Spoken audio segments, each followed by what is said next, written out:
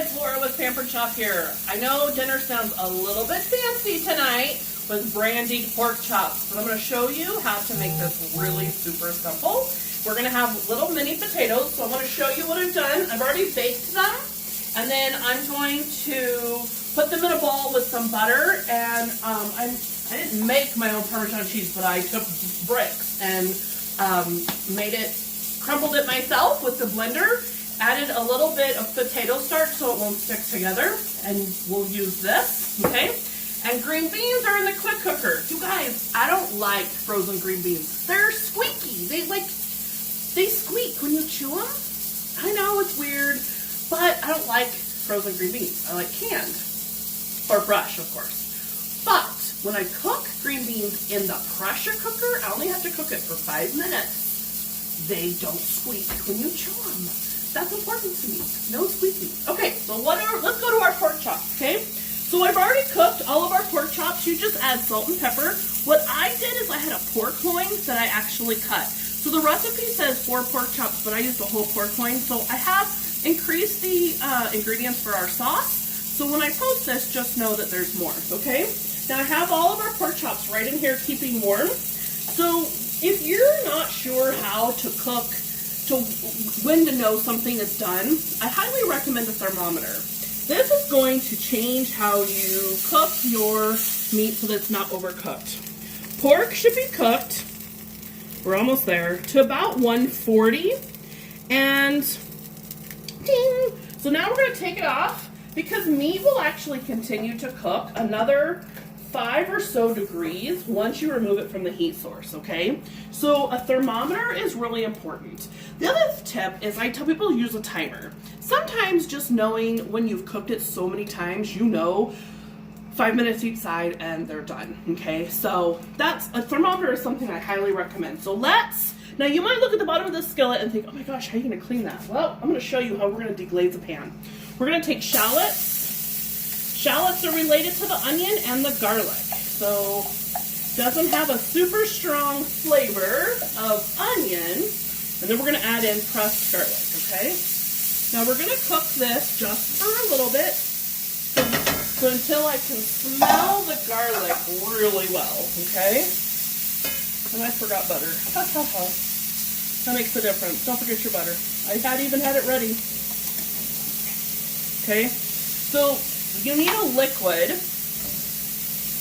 This will help to deglaze your pan, okay? So we want to cook the butter, cook the onion, oh my Lanta, cook the shallots and the garlic. Someone told me the other day they don't like when people say that, oh my Lanta. It's better than the other things that come to my head. I'm just saying. All right, so we're going to cook this, and you see a little bit how this is pulling up those browned bits. Remember, I talked about this before. This is called fond, and this is flavored. Don't get rid of this.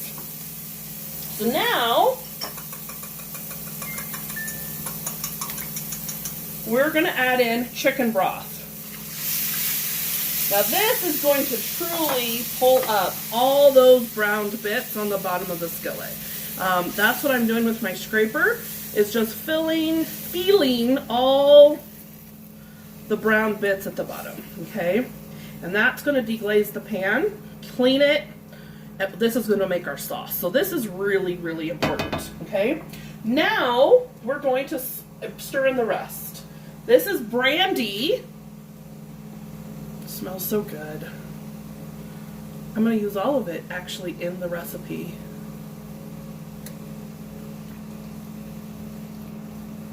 Because that's all that's left. The camera guy. All right, so this is Dijon mustard. And I used a Dijon mustard I didn't have any straight Dijon mustard. The recipe, so I went online and I said, well, what if you don't have Dijon mustard? And it gave a whole list of stuff that you can use. Regular mustard, even horseradish. So the mustard I had was a Dijon horseradish sauce. So, ooh, I can't say that very well. Now we're going to add in a tomato paste. However, this is where I bring in my whisk, okay? Well, I got rid of that too quickly. So we're going to add in tomato paste. And I know some of you mentioned the tomato paste comes in tubes, but my City Market or store must not have carried it because I could not find it. So I'm going to have to see if they have it. All right, so again, I can feel some of the bits at the bottom. So I'm just straight pulling those up. And then we're going to add, so my husband was raised calling this bug juice. It's that Worcestershire sauce. And then I saw a video from an English guy, and he's like, we don't even call it that. We call it, I don't remember what he said he called it, but they don't call it the full flavor.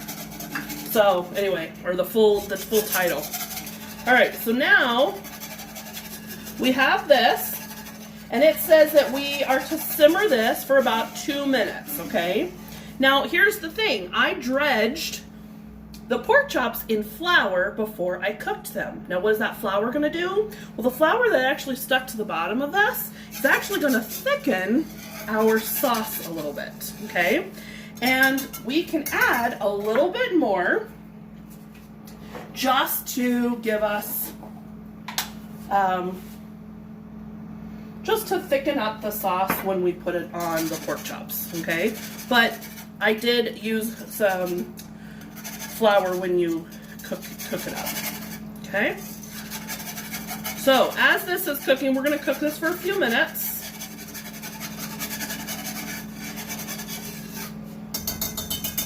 And actually, we're gonna go ahead and just do this. Now we're gonna add the pork chops right back in to our skillet. And I may not have enough room because, like I said, this recipe calls for 4 pork chops, but I used a whole pork loin. Anytime you buy something, I don't buy pork chops, I buy loins and then cut them because it's cheaper that way. So I got 3 pork chops extra. So I'll do something with those. Maybe we'll have pork tacos. That won't be enough meat. We'll figure it out, okay? So this is just going to cook for a few minutes until the temperature gets to 155. And then it will be done. And we'll serve with potatoes and our green beans. And I'll post the recipe. Thanks, guys. I'm going to go finish the brandy.